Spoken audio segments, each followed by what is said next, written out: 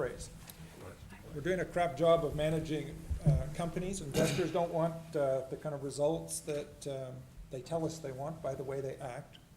And we as companies are falling into the trap of listening to them for quarterly results and doing what they say, even though they don't really understand what they're asking. So with that, I guess I hear on one side, we have the tools to manage the culture of the investors, of our boards, of our management, of our frontline people. But what I don't see in many companies is the passion to get involved, the commitment and time to get involved, and the willingness to be challenging when one needs to be challenging, and also to be constructive when one needs to be constructive. So with that, I'd like to, if there's anyone here who would like to throw the first grenade here, I think you'll have some, as you've heard, we have people who say what they think. Greg, let me have a go.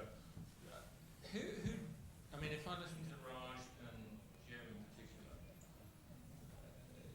you're actually telling two different tales about who are the most influential people. I mean, you could characterize it as who are the owners of companies. And what Raj was saying is, yes, the investment community is complex, a lot of relationships, but somewhere in there are the owners of companies. And in the company I'm on the board of, we routinely talk about the investment managers as the owner of the company, as owners of the companies. Jim actually said something completely different. He said the management own the company. And I think that difference is true. I'm not imagining it. But given that, how would you argue that companies are influenced in the direction they take? And it's kind of different with, if the new Boeing acquires a reputation for not being safe, I as a potential passenger are going to exercise my influence on British Airways or American or whoever by saying, well, actually, I like the old Boeing better. Can't you fly me in one of those?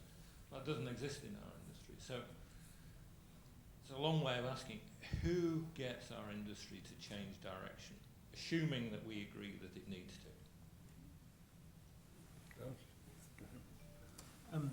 I think I agree with Jim more than maybe it might appear, in the sense that currently companies have absentee landlords.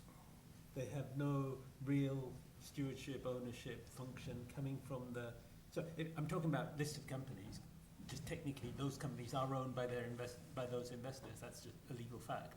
But those investors are index investors. They have high churn. They have diversified portfolios. They have benchmarks, which mean they're in several. So they have very little interest in the long-term well-being of the company. Their primary goal is to work out what other investors think, and then work out whether their assessment is going to be more accurate or less accurate. And it's the trading. It's the the old trading. So actually, I agree more with Jim than what I'm saying is that's a future to ruin, because if we have a perfect Jim and a perfect CEO and they're in position for a long time and they don't have a heart attack and they don't go weird and start doing drugs or whatever, and you can trust them forever, and that's going to be repeated in every company around the world, then that's okay.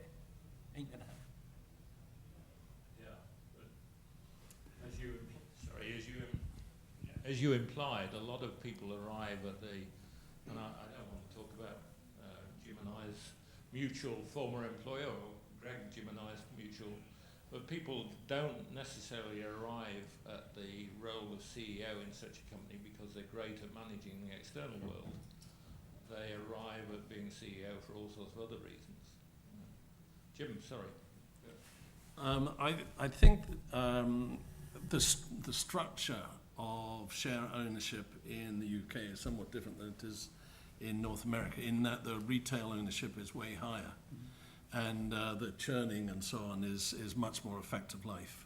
I don't know what the average shareholder's share owner holding life is, but I think it's a year or something like that. So for the rest of us, it's our existence, it's our life, it's what we do. For them, it goes up, doesn't go up. That's part of the reason why I said the IRR is a very poor measure of investment, because it doesn't matter. You would never do LNG if you believed IRRs, because it makes 8% or 9% IRRs. Oh, it's lower than my cost of capital, it's negative, I'm not going to do it. And it's the wrong way to look at it. And it's the EVA, we probably agree on that the in long-term economic value added is the proper way to evaluate projects. So when I was CEO, I used to say I have three main jobs. That's strategy, people, and the outside world. And I spend a third of my time looking at responding to the outside world. So that's investors and people and pension funds and so on.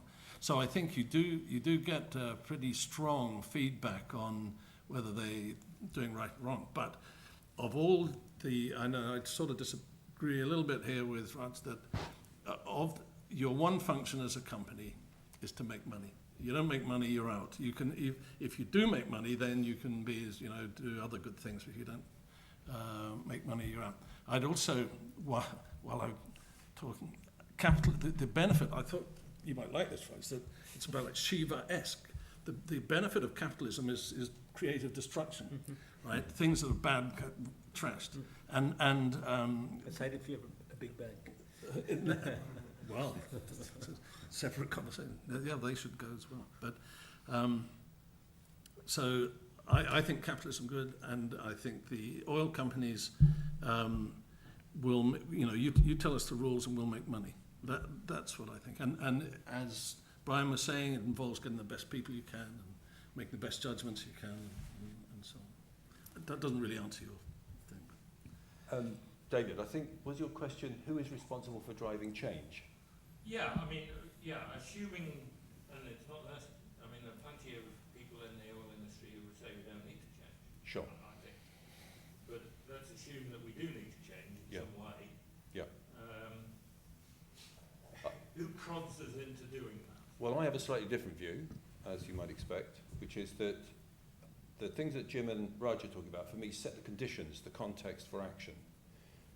When we were working on the transformation from sort of batch production to lean production in these sort of automotive supply chains, we coined the phrase, your job is no longer your job. Your job is to improve the way your work is done.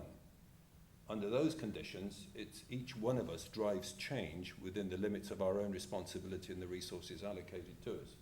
Because the major changes that take place in culture don't happen because your CEO or chairman say, we need a culture change. It happens because you decide as an individual, when you leave this room right now, to do something differently to make something better. And each one of us can take that responsibility right now. You can help by creating the economic conditions and the direction of travel. There's been lots of talk today about internal change, about responding to industry, and I think the thing that prompts this question is a point that David made at the beginning of the day.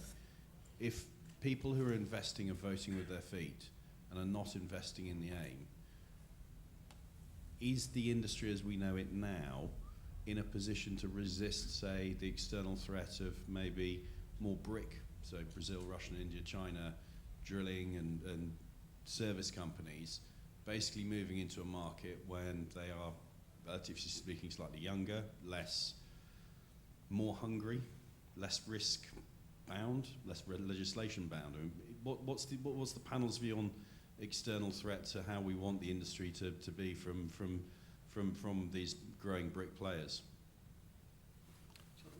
Yeah. I'll go. I agree that with one of the earlier speakers from RPS that the access to prospective acreage is a limiting factor, and the rise of the national oil companies who will say, we don't need you, we can do it ourselves, is a major threat to those of us who produce 4 million barrels a day. But for the rest of us who are not producing 4 million barrels a day, there's still a lot of opportunity in my mind. So what do the big companies or even small companies do well is management. And what the NOCs are useless at is management. That is coordinating the different bits. So there is a vision of the future that goes NOC plus service plus somebody, right? But I don't think that's right. What the Shells and so on of this world have to offer is management and coordination and all that sort of thing. And I personally don't see it in their NOCs. Saudi Aramco may be different or whatever, but broadly speaking, what the IOCs bring is the ability to call on all the required expertise and put them in the right place at the right time, and they don't have that. May I respond to Tom before you? Yeah. I'm interested in the nature of your question because you're posing it as if it is a threat. So if it is a threat, what is it we're seeking to defend? Is it the practices, the very practices that we're trying to change? Because, I mean, the Chinese word for crisis and opportunity is actually, I understand it from my Mandarin-speaking friends, is the same thing. So it may well be a threat, but equally, it could be an opportunity. And the opportunity is to completely rethink how is it we need to be different and better in order to reduce the competitive threat or undercutting that they present. I'm seeing the rise of land seismic crews, Chinese land seismic crews, a decision at a strategic Chinese level to governmental level to move more of their own home-based seismic crews into a 10-year plan of exploitation of Africa. So Yeah. with drilling companies as well. Yeah. And what I'm seeing with them is I'm seeing that they may be restricted to a degree by who they're working for, but they're not restricted in the speed of their learning and picking up. And if they're concerned, compare, for example, March 2007, ZPEB in Ethiopia completely mishandled cultural dynamics within Ethiopia, resulted in 80 people dead. And then you fast forward now to how BGP is managing cultural impact and how they're growing, nurturing, developing Algerian national crews. Yes. You're seeing a level of change, internal change, that whatever we look at, if our system cannot match their change, we will end up lagging and catching up. Yes. And lagging is not, I would say, the best commercial advantage. I think the threat then is with us, it's our inability to respond with a rate of change which is appropriate to be the preferred supplier. Just a very quick two comments on your really interesting question. One of the things that we're picking up as investors in a range of companies who are from China and in China is the very dramatic increase in public disquiet around environmental and social conditions. Probably the biggest cause of the disturbances, the riots and etc., is environmental pollution. And so the sense that those countries and those companies are not interested in sophisticated, better managed companies, I think is wrong. And if I just quickly jump to another sector I know a bit more about, which is the pharmaceutical sector, you have major players winning and losing. So you have, the GSKs of this world struggling, despite their new leadership and trying a new approach, they're struggling. Whereas you have the Novo Nordisks really well implanted into China and other BRIC countries because they've approached a different mental model. They haven't gone in with their blockbuster, Viagra model to flog to the Chinese middle classes. They've gone in with a different approach, which is to say, how do we help your society deal with diabetes? And by the way, we produce a high quality insulin at an affordable price.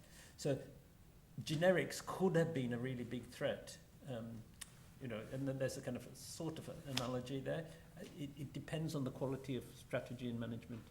I think it depends on the quality of strategy and management. And if you take a look at what's happening in the construction industry, I don't know if you've heard of a thing called building information modelling, but basically it's CAD/CAM for major construction projects. The government aren't going to let government projects to constructors from 2016 unless they are BIM compliant. What it does is it places a lot of emphasis on social outcomes. So the question becomes, how can we reduce diabetes with all the concomitant social benefits of that in terms of health provision, transportation, so on and so forth, rather than how can we actually reduce the cost of buildings without paying any attention to the social outcomes. And it may well be that the threat that you are looking at ought to cause us to think through, should we, when we go to these countries, look more carefully at social outcomes for that particular government which has been elected or is in place for whatever reason, rather than how is it we can exploit this resource for our own benefits to reinforce our own hierarchies and reward our own shareholders. So I'd like to make 2 points if I could just... One was in a particular field that we were operating. We were partners with the Chinese, and we needed 50. I so hear your Chinese seismic company. We needed 50 ESPs, reader pumps, and so the Chinese had got procurement, and so we said we need 50 reader pumps because reader pumps are what you use, and they said why don't you get 2, and we'll source 48 from China, and we said well you don't have any reader pumps. And they said, just hold on a minute. And so we put one in the field, one went to China. 2 months later, we had 48 Chinese variable pitch pumps, and they were pretty good. But my experience tells me also from South America and to Africa is people don't like colonialism wherever it comes from. And they didn't like the people in the mining people in Peru hated the Chinese. You know, or rather the Chinese attitude to safety, really not the Chinese people particularly. But, and then most of the countries I've seen in Africa, they don't like it being exploited by anybody, you know, whether it's us or the Chinese or anybody else. Okay, another question here, you got the mic. I just wanted to go back to what you were saying about the NOCs versus the IOC. What about within the UKCS, particularly now, the almost hybrid model? Let's take Dana and Kenock, for example, of this perhaps a Korean board, but most of the decision making actually happening, you know, at their hub in Aberdeen, or other investments that are separate to the likes of, you know, Nexon, CNOC, etc. You know, just wanted your take on that hybrid model. I think the motivation of I've never understood it. Well, you know, I have my cynical views, but I've never understood why, e.g., Kuwait, Abu Dhabi, want to get involved in the North Sea, for example. They do. Why? Russians. They've got tons. We'd love to get there, but we're not allowed in there, but because they love flying around, that's what it is. And then they love coming to London for a week. You know, I swear that's what I think it really is. They need to say, look, we've arrived, I'm on a plane to London. Of course, often they bring money, and especially when it's hard to raise money, then, you know, Kuwait comes along and says, or CNOC says, I'll tell you what, we'll pay you $2 billion for 50%. Oh, okay. And you know, there's that sort of thing. But I'm very cynical about the motive. Some of it's transfer. They're in the Canadian oil sands. Some it's unconventional, and that's transfer of technology, but it's very self-motivated. I think it's not because they think they're great projects and things like that. I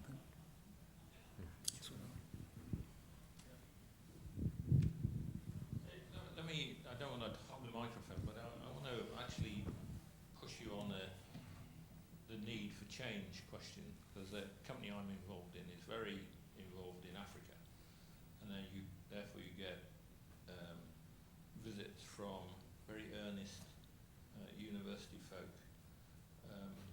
with natural resources charters and things like this.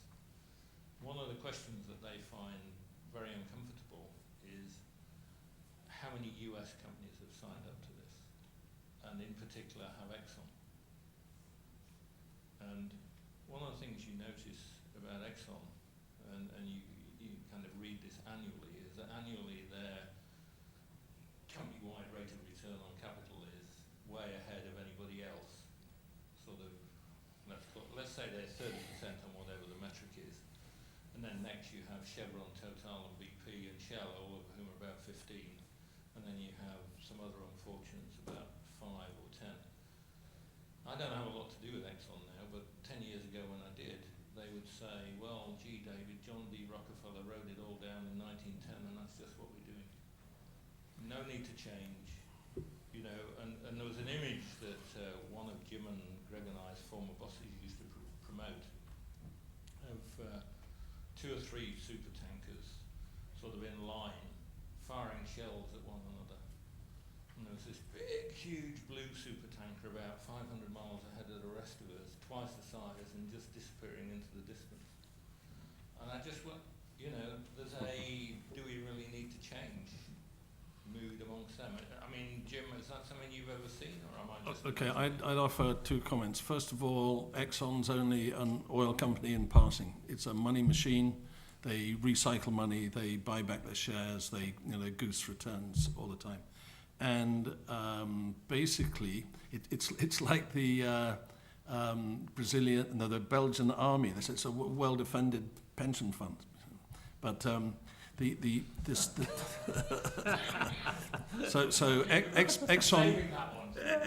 Exxon is a money machine that in the field of oil. So they, as a matter of interest, they don't correlate with anything. They don't correlate with the share price. They don't correlate. They just go on doing what they do. The other thing, more seriously, I'd say, they don't bother exploring. So they just do field development, and field development's where the money is. So they, if you want to get, sorry, David, Dr. Geologist David, they don't waste people's money drilling holes in the ground. Yeah. So it's a conscious thing that you can see. Yeah. Yes. Absolutely right. For just as a kind of non-specialist take on it, there aren't many Exxons in this world, and there aren't many US governments in this world, and probably the time period of that exceptionalism is it's limited, and we're starting to see that phase happen in different areas. I'm not saying it's tomorrow or day after or next year or this decade, but that exceptionalism is under threat. Okay. David, I offer Yes, one please. more. We're generalising about Chevron's found itself again. I think Shell was always technically very good. BP's lost the plot. Exxon, I really think so, and started about 1990 in my view. And they'll find it soon enough. But Exxon just goes chuntering along, developing fields.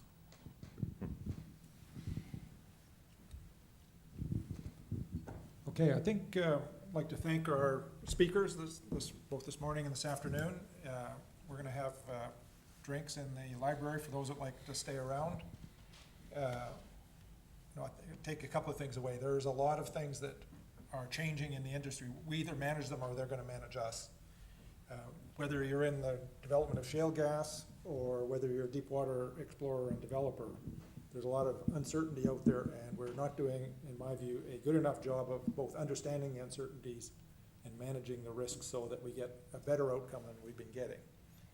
And Petromol offers some of the solutions. I would promise you we don't have all of the solutions, but we are determined to help get access to the best solutions if we can find them, and they are out there somewhere, whether they're universities, elderly gentlemen and women who have worked in the industry for a number of years who are still interested in transferring their knowledge to the next generations. That's what we're all about. We'd like to do it in a less intrusive way through the internet and our social business platform. If anyone would like to sign up, if you leave your card with us, we'll make sure you get a username and a password. Eventually, we'd like people to pay for that because we think that knowledge is valuable. But at this point in time, we're about building capability and transferring it. And we have a lot of tools that can do that. So with that, I'd like to thank these 4 gentlemen. Unfortunately, there's not too many women on this panel, but that's changing. And please join us for a drink.